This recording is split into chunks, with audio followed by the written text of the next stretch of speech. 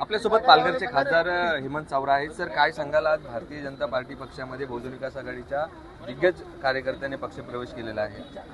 निश्चित आज मनोजदादा राऊत आणि त्या शेकडो कार्यकर्त्यांनी भारतीय जनता पार्टीमध्ये प्रवेश केलेला आहे. भारतीय जनता पार्टीची ताकद ही वाढलेली आहे आणि निश्चित सांगू शकतो की त्या ज्या परिवारवादी पार्टीमध्ये होते त्यांचा योग्य सन्मान त्यांनी राखला नाही, परंतु भारतीय जनता पार्टी त्यांचा मान सन्मान राखेल. आणि ज्या प्रकारे आपल्या देशाचे पंतप्रधान असतील, मुख्यमंत्री देवेंद्रजी असतील किंवा आम्ही सगळे कार्यकर्ते हे जनतेसाठी काम करतोय, विकासासाठी काम करतोय. आताही वसई विरार नालासोपारामध्ये विकासाचं राजकारण घेऊन आम्ही तोच अजेंडा घेऊन उतरलेलो आहोत आणि तोच अजेंड्याला मला वाटतं मनीषदादा अपील झालेले आहेत. त्यांनी भारतीय जनता पार्टीमध्ये प्रवेश केलेला आहे आणि त्यांच्या येण्याने भारतीय जनता पार्टीची ताकद वाढलेली आहे आणि मी निश्चित दाव्याने सांगू शकतो की इथला महापौर हा भारतीय जनता पार्टी महायुतीचाच असणार आहे. सर, आपल्यामधले देखील काही निष्ठावंत कार्यकर्त्यांचा तिकीट डावले असल्यामुळे नाराज सुरू आहे आणि बाहेरच्या पक्षातले कार्यकर्ते आपल्या पक्षामध्ये येत आहेत. त्यामुळे आपल्या कार्यकर्त्यांची मनधरणी होत नसल्यामुळे आता दुसऱ्या पक्षांची कार्यकर्त्यांची कशी मनधरणी करणार आहे? निश्चित काही जागा कमी आणि इच्छुक जास्त असल्यामुळे थोडी नाराजी होती, परंतु आज प्रदेशाध्यक्ष रवींद्र चव्हाण साहेब येऊन गेलेले आहेत. त्या सगळ्यांची मनधरणी केलेली आहे. मी दाव्याने सांगू शकतो की उद्यापासून हे सर्व कार्यकर्ते ते सगळे भारतीय जनता पार्टीचे निष्ठावान कार्यकर्ते आहेत. त्यांची इच्छा होती तिकीट मिळण्याची, परंतु निश्चितच त्यांची नाराजी दूर करून ते उद्यापासून प्रचारात हिरिरीने भाग घेताना दिसतील. काय विश्वास आहे? 100% मी दाव्याने सांगू शकतो की इथला महापौर हा भारतीय जनता पार्टी महायुतीचा असणार.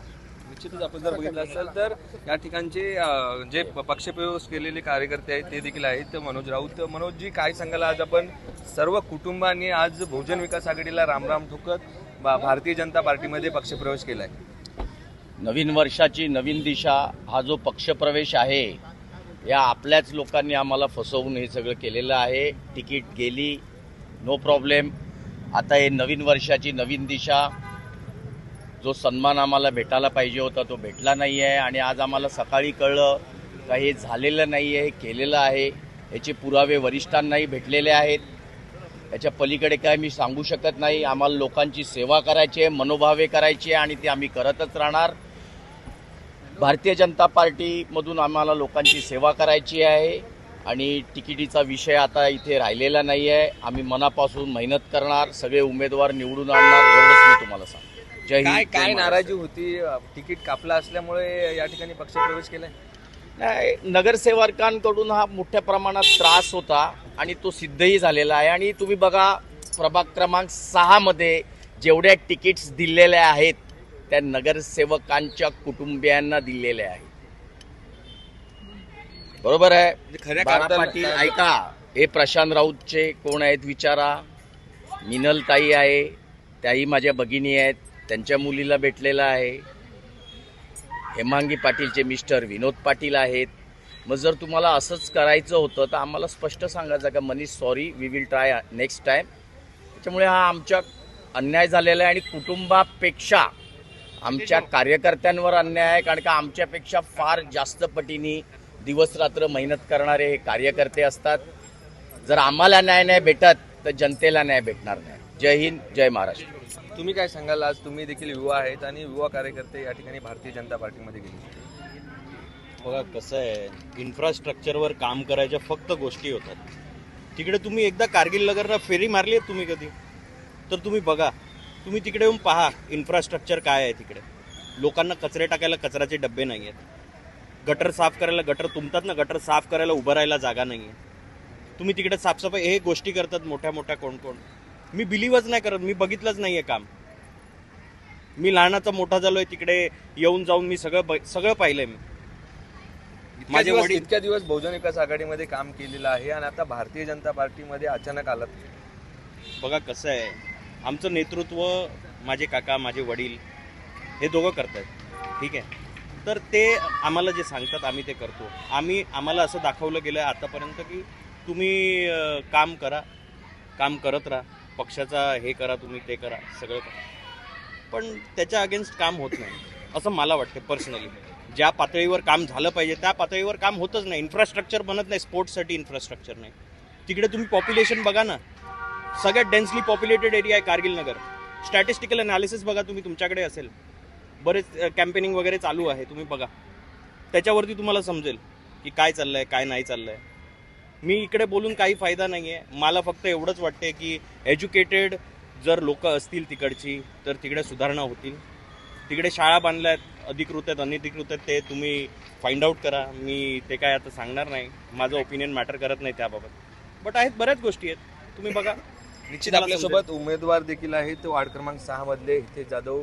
काय सांगाल, आज पक्षामध्ये बहुजन विकास आघाडीमधून डायरेक्ट भारतीय जनता पार्टी पक्षामध्ये कार्यकर्त्यांचा लोंढा आलाय? खरं म्हणजे आपण जर पाहिलं असेल तर देशात भारतीय जनता पार्टी ही 1 नंबरच्या क्रमांकावरती आहे आणि ते फक्त आणि फक्त विकासासाठी आहे. आता यांच्याबरोबर काय घडलं मी त्यावर बोलणार नाही, परंतु एक परिस्थिती ही नक्की आहे की त्यांना कधीच बदल होऊ द्यायचा नाही आहे. त्यामुळे उमेदवार त्यांच्याच मर्जीचे ते देतात. आपण जर पाहिलं तर असे चांगले कार्यकर्ते म्हणजे मनीषजी सारखे चांगले लढाईवा कार्यकर्ते, जे विकासासाठी धावणारे, जे डेव्हलपमेंटसाठी धावणारे, जे तिकडे परिस्थिती त्यांना बदलायची होती, परंतु माहिती नाही की त्या पक्षाला एवढी त्यांची जाणीव कशी नाही राहिली आणि ते खरं म्हणजे चांगले काम करणार आहेत तर त्यांना चांगलं काम करूच द्यायचं नाही आहे का कारगिल नगर ह्या परिसरात, आणि ते नसावं म्हणूनच त्यांनी ते तिकीट काढलं असेल असं मला तरी वाटतंय, असं माझं मत आहे. परंतु येणाऱ्या काळात मी तुम्हाला सांगतो की कारगिल नगर हा परिसर एक खूप वेगळ्या एका दर्जेवरती असणार आणि त्याचं चांगलं काम आम्ही करून दाखवणार भारतीय जनता पार्टी म्हणून. निश्चित आपल्यासोबत मनीष राऊत यांची मुलगी देखील आहे. तू काय सांगशील, काय वाटलं की आज बहुजन विकास आघाडी सोडून तुम्ही भारतीय जनता पार्टीत गेला? नाही, त्यांनी मला काय जास्ती वाटत नाहीये. मला फक्त हितेश दादांना आणि नारायण काकांना प्रचंड मताने निवडून द्यायचं आहे आणि आमची निशाणी आहे कमळ कमळ कमळ. निश्चित आपल्यासोबत कैलास काका देखील आहेत. काका, काय सांगाल, आज भारतीय जनता पार्टीमध्ये आवकांची संख्या वाढते, निवडणूक जवळ येते?